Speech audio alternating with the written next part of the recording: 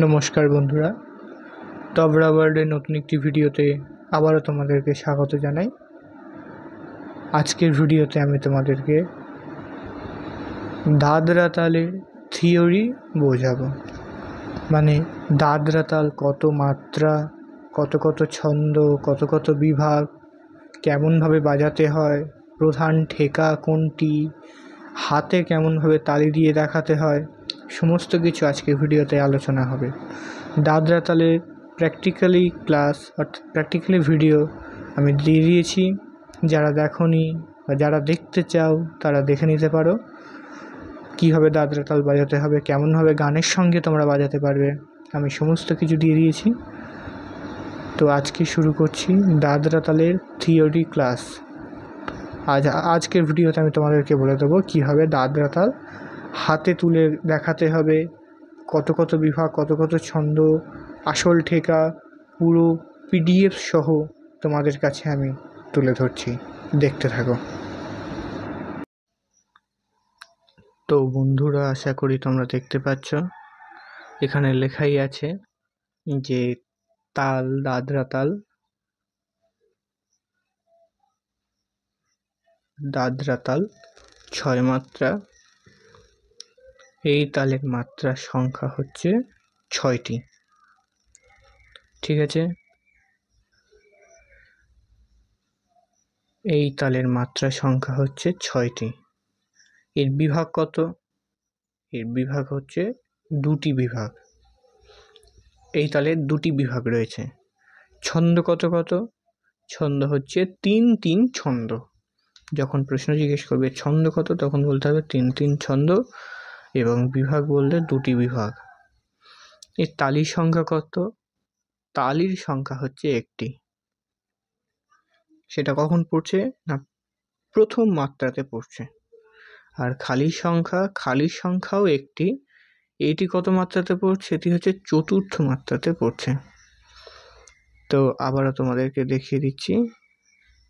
তাল দাদরা, এই তালের মাত্রা সংখ্যা 6টি, বিভাগ সংখ্যা 2টি, 3 ছন্দ, তালির সংখ্যা 1টি প্রথম মাত্রায়, খালির সংখ্যা 1টি 4র্থ মাত্রায়।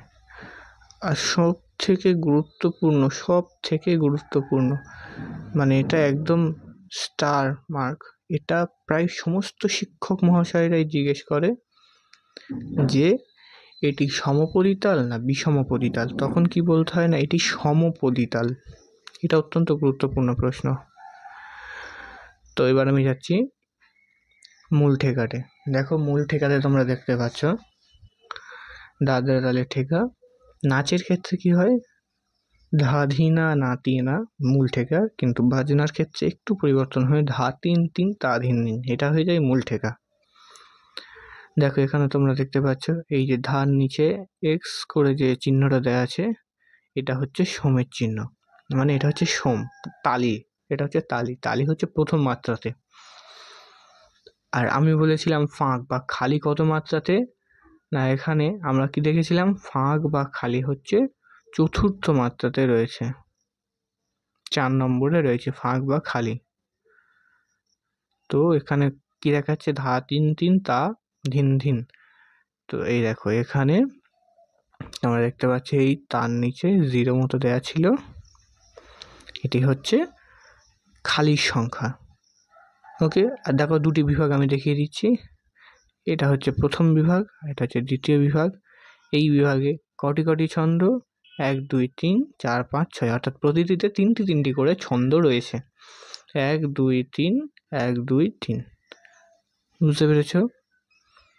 আবার কি বলছে, আরও কিছু বিস্তার আমি এখানে দিয়ে দিয়েছি, তোমরা দেখতে পারো। ধা ধিনা ধা তিনা, ধা ধা তি না ধা তি, এটা হচ্ছে বিভিন্ন বিস্তার আর কি। এই বিস্তারগুলো যখন তোমরা হাতে তুলে নেবে, তখন এই জিনিসটা তোমাদের হাতে খুব সুন্দরভাবে উঠে যাবে। তোমাদের বাজাতে এত দারুণ লাগবে না, যে কোনো গানের ক্ষেত্রেই তোমরা দাদরা তালটা খুব সহজে বাজাতে পারবে এই কটি মাত্র ঠেকা তুলে রাখলে। তো এবার এই দাদরা তালের বিভাগ, এই দাদরা তাল কীভাবে হাতে তোমরা দেখাবে সেটা আমি তোমাদেরকে দেখাচ্ছি। তো বন্ধুরা, তোমাদেরকে আমি হাতের তালি দিয়ে দেখিয়ে দিচ্ছি, তোমরা দেখে নিতে পারো যে কিভাবে দাদরা তাল তোমরা হাতে তুলবে।